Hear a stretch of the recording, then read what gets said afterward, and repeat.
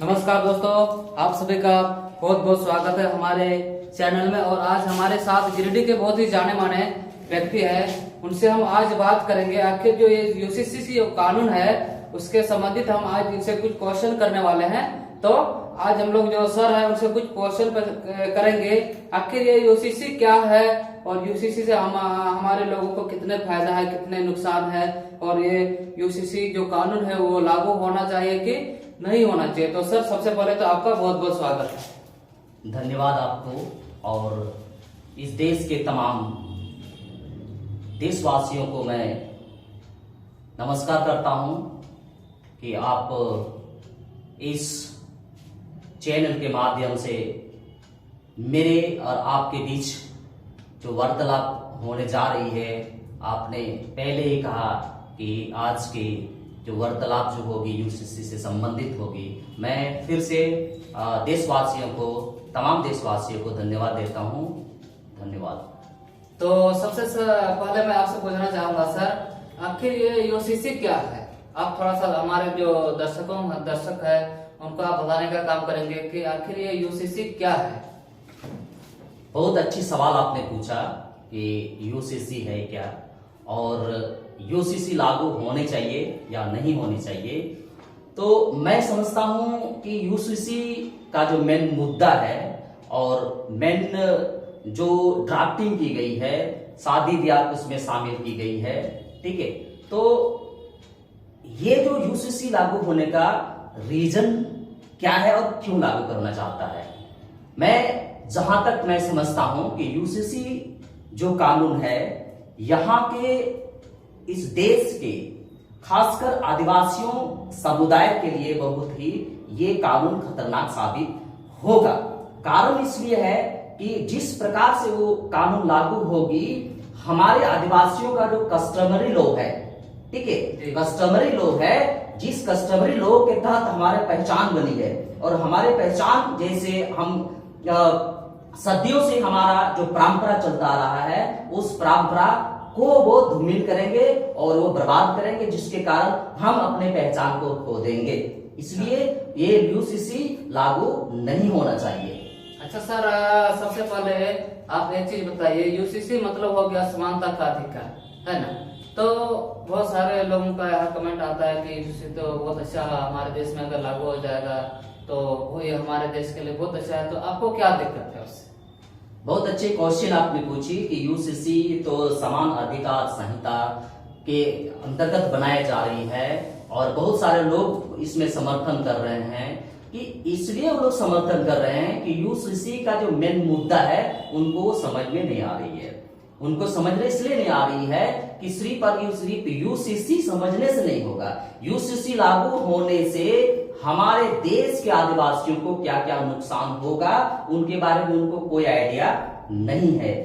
मान लिया जाए कि जब हमें आर्टिकल में बाबा साहब आम्बेडकर जब संविधान लिखे और संविधान के दरमियान उसने हम लोगों को समानता का अधिकार दिया, ठीक है, समानता का अधिकार दिया। जब समानता का अधिकार मेरे साथ ऑलरेडी है तो आप समान अधिकार, समान नागरिक संहिता क्यों बना रहे भाई, ठीक है। और दूसरी ओर कहता है कि जब भी आप कोई भी कानून लेके आ रही है सरकार, वो चुनाव से कुछ दिन पहले क्यों ला रही है। मैं समानता का अधिकार के दरमियान मैं डिस्कस कर दूं कि जब आर्टिकल 14 में मेरे पास ऑलरेडी है कि कानून के समक्ष सभी नागरिकों को समान अधिकार दी गई है, उसमें से ऊंच नीच नहीं हो सकता, ठीक है। तो जब मेरे पास ऑलरेडी कानून के समझ में खुद एक समान अधिकार, समानता मेरे को मिली है, तो फिर समान नागरिक संहिता की जरूरत क्यों है? क्यों जरूरत है? जब आर्टिकल 15 में मेरे को दिया गया है कि किसी भी इंसान के साथ जाति, धर्म, लिंग, नस्ल के आधार पर भेदभाव नहीं किया जा सकता, तो फिर हमको यह अधिकार क्यों चाहिए भाई?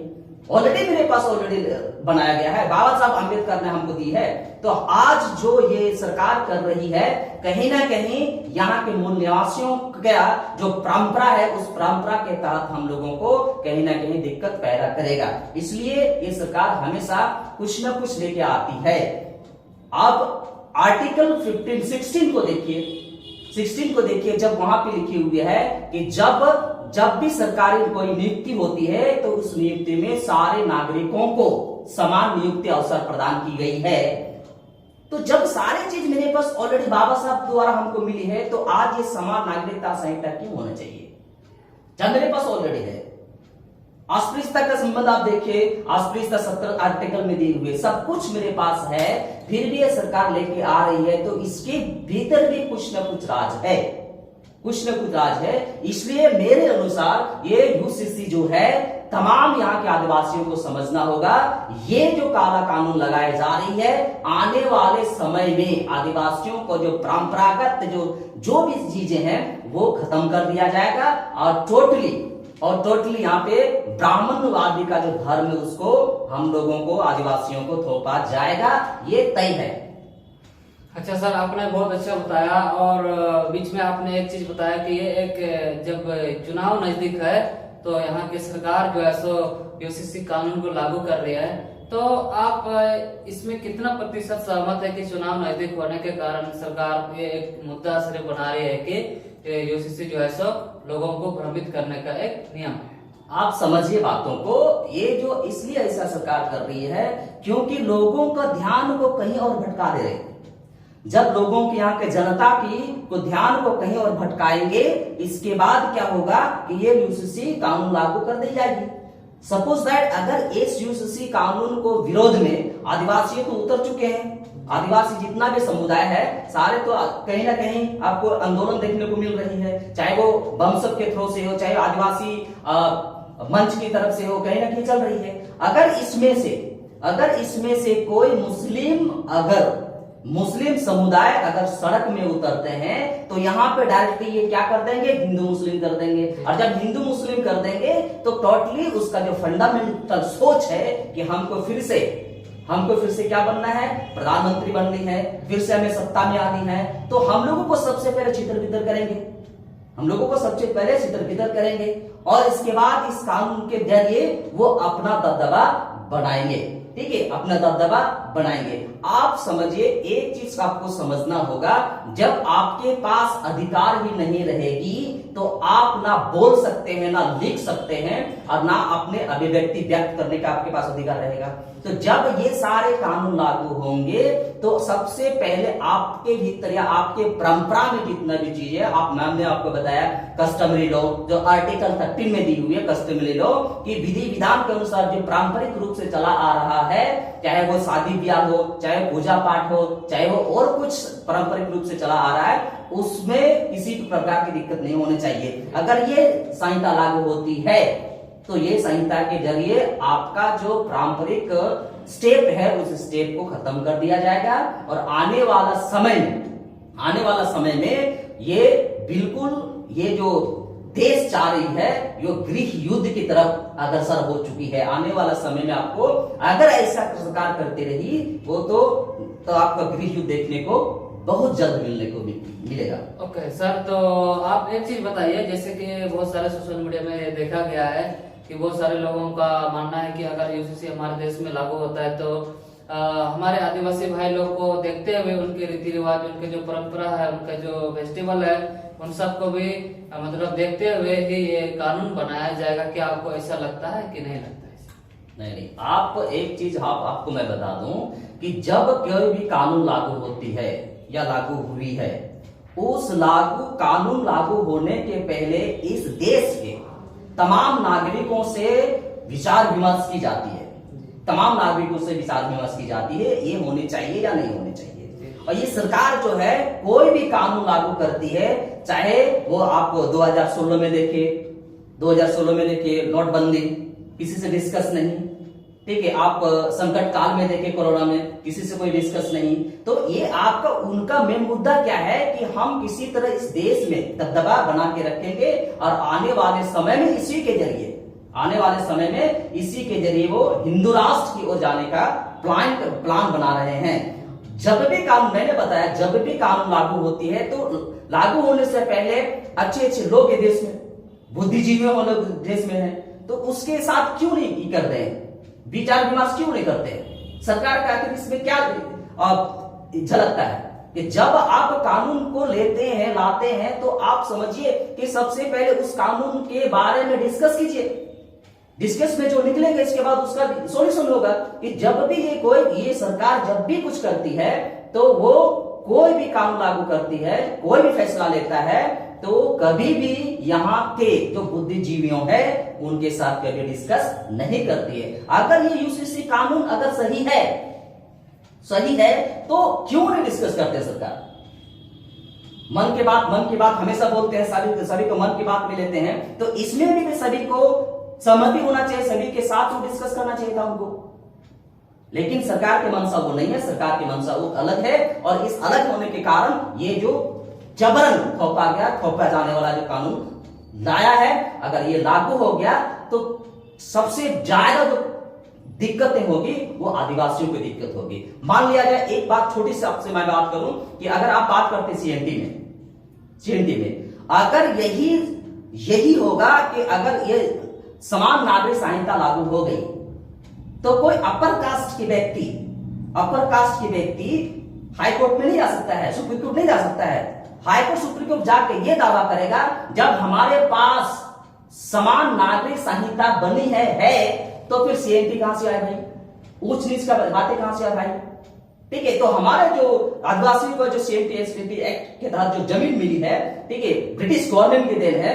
बाबा साहब ने लिखा है जो भी हमारे आर्टिकल्स, ठीक है, उसमें सारा चीज दावा कर सकता है कि सीएनटी को खत्म किया जाए। इससे क्या होगा, हमारे जमीन का जो रूल्स है उसको डैमेज किया जाएगा, और डैमेज करने के बाद सारा जमीन, जल जंगल जमीन, जितना हम लोग बातचीत कर रहे हैं ना जल जंगल जमीन के बारे में, वो सारा चीज समाप्त हो जाएगी।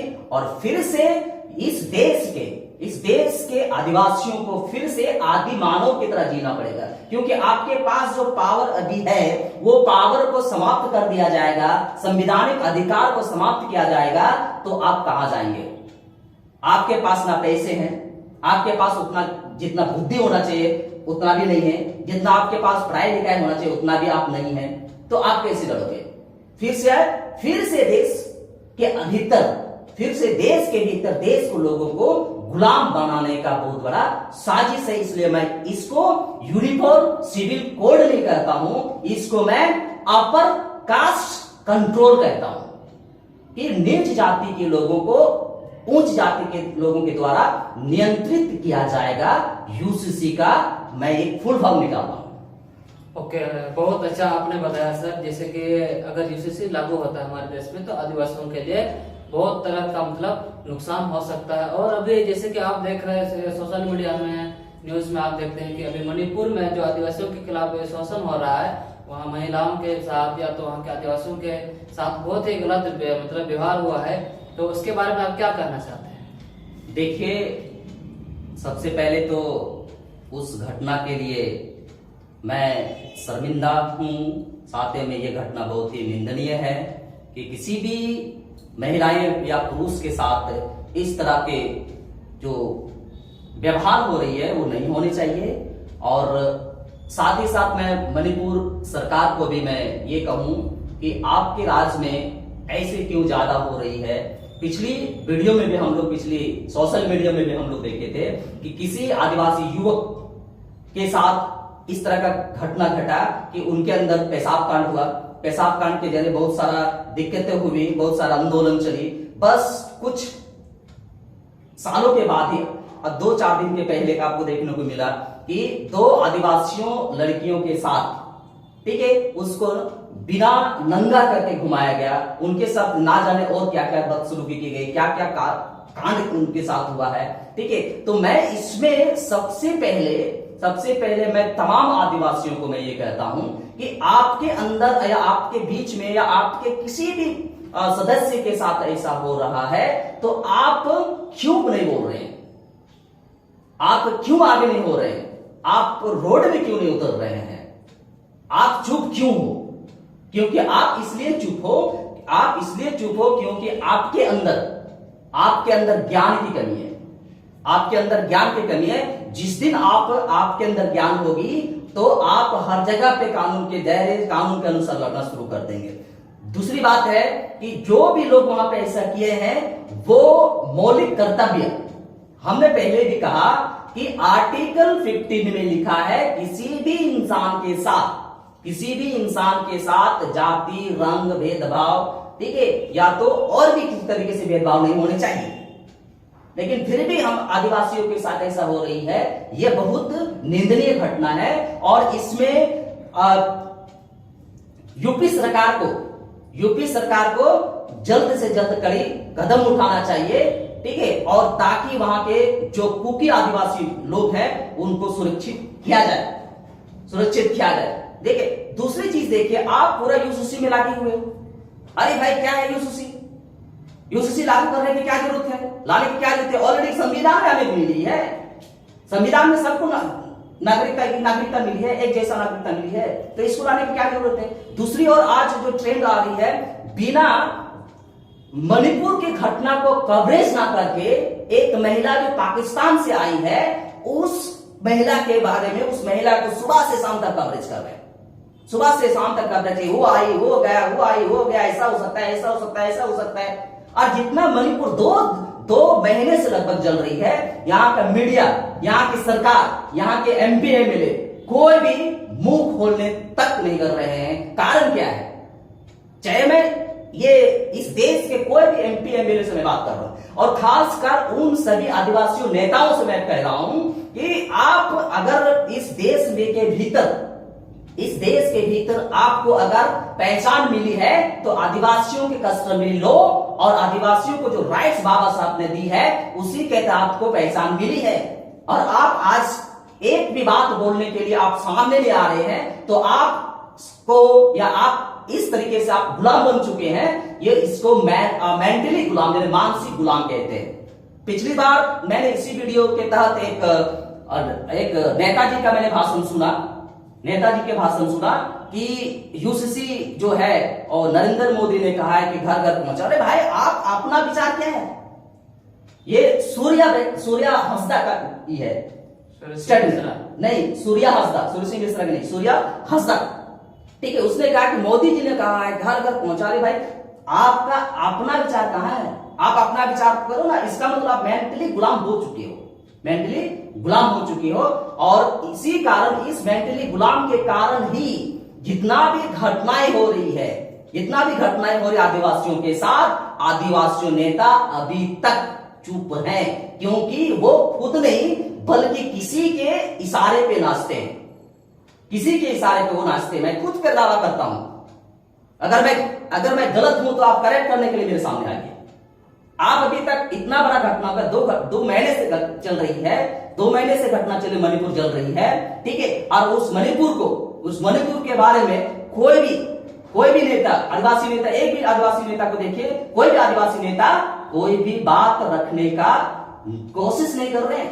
कारण यही है कि मेंटली गुलाम हो चुके हैं, ठीक है। तो ये जो घटना घटी है, ये घटना को पूरे प्रदेश में, पूरे राज्य में, पूरे देश में पूरा जोश और खरोश के साथ आदिवासियों को रोड में उतरना चाहिए।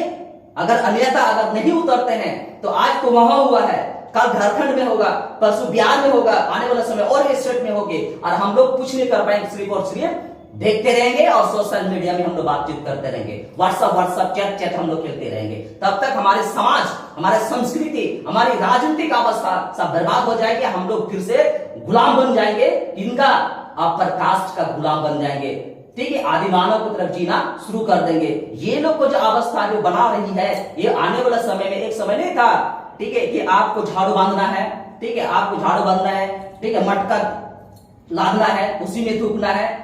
ये अवस्था फिर से सरकार लाने का कोशिश कर रही है, और इसमें हम आदिवासियों या चाहे ओबीसी, एसटी और माइनॉरिटी को ये समझ में नहीं आ रही है।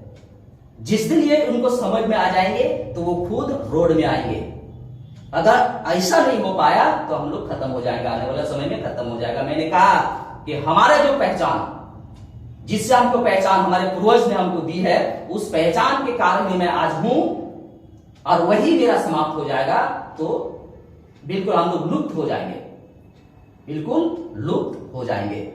खैर, मणिपुर का घटना बहुत निंदनीय है, उसमें जोरदार विरोध होने चाहिए, और इस विरोध को सफल बनाने के लिए सब लोग को एकजुटता रहना पड़ेगा। आदिवासी आखिर ऐसा क्यों है? आदिवासी किसी का गुलाम नहीं है, आदिवासी पारंपरिक रूप से आप देखिए, प्राचीन काल से ही देखिए, आदिवासी मार काट अपना बलिदान स्वीकार करने के लिए अपने बलिदान दिया, लेकिन किसी का गुलाम नहीं रहा। और आज ये जो कानून बनने जा रहा है, ये कानून के तहत आदिवासियों को पहली बार गुलाम बनाने का बहुत बड़ा साजिश है। और अगर हम लोग इसका विरोध नहीं किए तो वो सफल हो जाएंगे। इसके बाद उसका जो मानसा होगा वो हिंदू राष्ट्र घोषित करने के मानसा होगा। और जब हिंदू राष्ट्र घोषित हो जाएंगे तो आपके पास कोई भी अधिकार नहीं बचेगा, और आपके पास कोई भी अधिकार नहीं बचेगा तो आप लुप्त हो जाएंगे धीरे धीरे। आपको मारेगा, काटेगा, पीटेगा, कुछ भी नहीं कर सकते आप, क्योंकि आपके पास उतना ताकत नहीं है। अच्छा सर, जैसे कि आपने बताया कि जैसे हमारे देश, जो भारत देश में हिंदू राष्ट्र को बनाने के लिए बहुत सारे मतलब नियम और जो कायदे बनाए जा रहे हैं, है ना। लोगों का मांग है, बहुत सारे लोगों का मांग है कि हमारे देश को, भारत देश को हिंदू राष्ट्र बनाना चाहिए।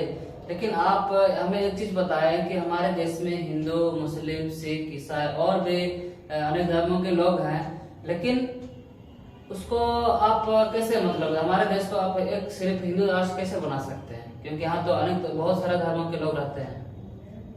देखिए, हिंदू राष्ट्र की जहां तक बात हो रही है, जब आप याद कीजिएगा, अगर आप लोग किताब अगर पढ़ते हैं, इतिहास वगैरह पढ़ते हैं, तो जब 1946 में संविधान सभा बनी, संविधान सभा बने, डॉक्टर राजेंद्र प्रसाद बने अध्यक्ष। इसके बाद ड्राफ्टिंग कमेटी बनी। ड्राफ्टिंग कमेटी बनी, जब संविधान बना तो संविधान में इतना आर्टिकल्स लिखी गई, इतना अनुसूचियां लिखी गई, इतना भाग लिखे गई, उस संविधान में क्या उस समय लोगों के दिमाग नहीं था?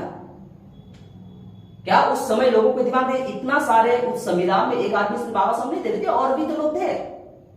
हालांकि ड्राफ्टिंग कमेटी का अध्यक्ष थे, लिखा उसने बाबा साहब ने, लेकिन और भी तो लोग थे। लेकिन बाबा साहब ने देखा कि अगर ये ऐसा होगा तो फिर से क्या होगा, राजतंत्र होगी। एक धर्म, मतलब आपको जितना भी यहाँ पे लोग हैं सारे को एक धर्म मानना पड़ेगा। तो आपका जो पारंपरिक चीजें हैं, चाहे वो शादी ब्याह है, पूजा पाठ हो, नृत्य हो, वो सारी चीज खत्म हो जाएगी, ये चीज खत्म हो जाएगी ना। तो जब उस समय उन लोगों ने जब देखा कि यहाँ के दलित, सूचित, पीड़ित जो लोग हैं वो अपने आप में एक अलग रीति रिवाज के लोग हैं, उसको अलग ही देना चाहिए, नहीं तो धर्म सापेक्ष राज क्यों नहीं बनाया? धर्म सापेक्ष राज बनाता ना, धर्म निरपेक्ष स्टेट क्यों, ये क्या बोलते हैं, देश क्यों बनाया? क्योंकि उनको पता था कि आने वाला समय में बहुत सारे दिक्कतें होगी। जब बाबा साहब को पता था कि मुझे जब पढ़ने नहीं दिया जा रहा है क्लासरूम में, मुझे पानी नहीं पीने दिया जा रहा है, तो आने वाला समय में मेरे जो कम के लोग हैं, चाहे ST, OBC, माइनॉरिटी लोग हैं, उनके साथ ये लोग क्या शुरू कर सकता है। इसलिए ही उसने सबसे पहले आर्टिकल जो लिखा, इसने जितना भी आर्टिकल उसने लिखा, सारा आर्टिकल्स में कहा कि नहीं, कि अगर ये एक राष्ट्र होगा तो कहीं ना कहीं दिक्कत होगी। क्या उस समय बुद्धिजीवी लोग नहीं थे? अगर एक ही राष्ट्र बनानी थी तो धर्मनिरपेक्ष राष्ट्र की जरूरत क्यों पड़ा? उस समय भी तो वहां पे लोग थे, ब्राह्मण लोग थे। जब आप देखेंगे 1931 में देखेंगे, जब ब्रिटिश थे, तो जब जनगणना हुई तो कास्ट के अनुसार हुआ।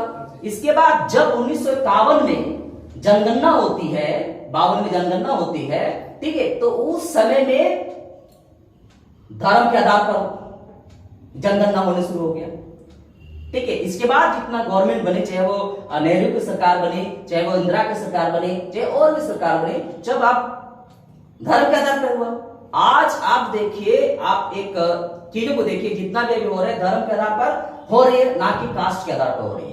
जब जनगणना शुरू हुई तो कास्ट के आधार पर ब्रिटिश ने किया, तो धर्म के आधार पर क्यों होगा भाई? धर्म निरपेक्ष देश है ना, अलग अलग देश राज्य में अलग अलग जाति का लोग रहते हैं, तो जनगणना भी अलग अलग जाति के अनुसार होना चाहिए। तो जब हम धर्म निरपेक्ष राष्ट्र बनाए हैं तो सिर्फ हिंदू राष्ट्र की जरूरत क्यों है? यही तो खेल समझना होगा। अगर आप आज इस देश के तमाम जो पिछड़े लोग या आदिवासी लोग हैं या SC ST माइनॉरिटी जितना ओबीसी है, ये खेल अगर नहीं समझ पा रहे हैं तो गुलाम बनना तय है। आने वाले समय में गुलाम बनना तय है। इसलिए हर एक कौम को समझना होगा कि इनका मानसा क्या है और आने वाले समय में हमारे देश के तमाम जो छोटी जाति के लोग हैं उनके साथ क्या गुजरेगा आने वाला कल ही बताएंगे। ओके, तो ये थे हमारे साथ उदय सर। और आप जैसे कि वीडियो में देखे कि हमारे सर ने जितने बहुत ही अच्छी तरीके से बताया कि हमारे देश में यूसीसी अगर ये नियम लागू होता है तो उससे हमारे देश को कितने नुकसान होती है। और उसके बाद जैसे कि मणिपुर में अगर आप देखेंगे तो सोशल मीडिया में भी देख सकते हैं, आप न्यूज में देख सकते हैं किस तरह से हमारे आदिवासियों के साथ इतना गलत तरीके से उनके साथ व्यवहार किया जा रहा है। और मतलब बहुत ही उनके साथ बहुत ही निंदनीय उनके साथ व्यवहार हुआ है। तो ये थे हमारे साथ उदय सर और इन्होंने बहुत अच्छा विचार दिया। आपका क्या राय है हमारे इस बातों पर, तो प्लीज आप कमेंट बॉक्स में अपना कमेंट को शेयर करने की कोशिश करेंगे। ओके, ठीक है, तो आप सभी का बहुत बहुत धन्यवाद। धन्यवाद सर। धन्यवाद।